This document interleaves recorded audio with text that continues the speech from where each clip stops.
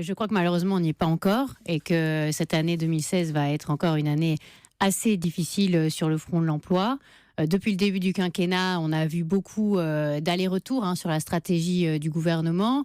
D'abord, le tout emploi d'avenir et emploi aidé, avec tous les crédits qui étaient déplacés de l'apprentissage. Alors, on n'était plus du tout sur l'apprentissage. Il fallait plus d'apprentis trop jeunes. Il fallait plus mettre trop de crédits dessus. 1,2 milliard qui était déplacé de l'apprentissage vers les emplois d'avenir. Et puis, finalement, il a bien fallu se rendre à l'évidence. L'emploi, il se crée pas, malheureusement, contrairement à ce qu'on a souvent cru en France dans le public ou dans le parapublic, il se crée dans les entreprises et c'est là que le gouvernement a compris qu'il avait fait une erreur de tout miser sur une augmentation d'impôts sur nos entreprises qui étaient déjà surfiscalisées par rapport aux autres pays. On pourra y revenir tout à l'heure. Donc il y a une erreur à la base pour vous de ce mandat. À la base, il y a eu une erreur d'appréciation, d'analyse, de stratégie, et on est en train de la payer avec 600 000 chômeurs de plus sur ce quinquennat, avec beaucoup de Français qui aujourd'hui souffrent de cet état de fait, d'être à la recherche d'un emploi, de ne pas en trouver, et tout ça parce qu'on a gâché nos talents. Et c'est ça qui est le plus agaçant dans cette affaire,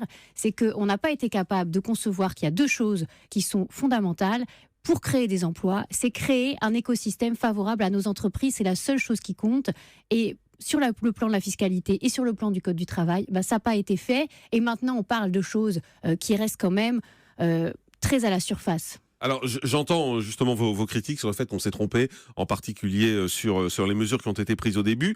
Est-ce que sur l'apprentissage en particulier, les mesures prises hier vont en revanche dans le bon sens? Parce que parlons de ce qui va arriver plutôt que de ce qui a été fait il y a 3 ans. Alors, sur l'apprentissage, c'est évident que c'est quelque chose qui est très important à remettre en scène. Les mesures sont bien ou pas? Donc, les mesures qu'annonce le président de la République, elles vont dans le bon sens. Sur les 35 heures sur l'apprentissage. C'est bien ou pas? On détaillera après, mais globalement. Sur les 35 heures, là, il y a une vraie question. Parce que c'est des accords qu'il va falloir passer avec les syndicats. On a vu le cas de Smart sans rentrer dans les détails. Les salariés sont d'accord pour changer le temps de travail, pour travailler plus, mais de l'autre côté, les syndicats sont contre. Si on pense qu'on va passer par des accords d'entreprise avec les syndicats pour assouplir le temps de travail, je pense qu'on se trompe. Donc, il faudra passer par des référendums. Et ça, le président de la République ne le dit pas du tout. Et si on ne prend pas cette mesure de dire maintenant, chaque accord peut se passer avec un référendum d'entreprise à la majorité des salariés, eh bien, il ne se passera rien de ce côté-là. Et dernier point, les 2 000 € pour les PME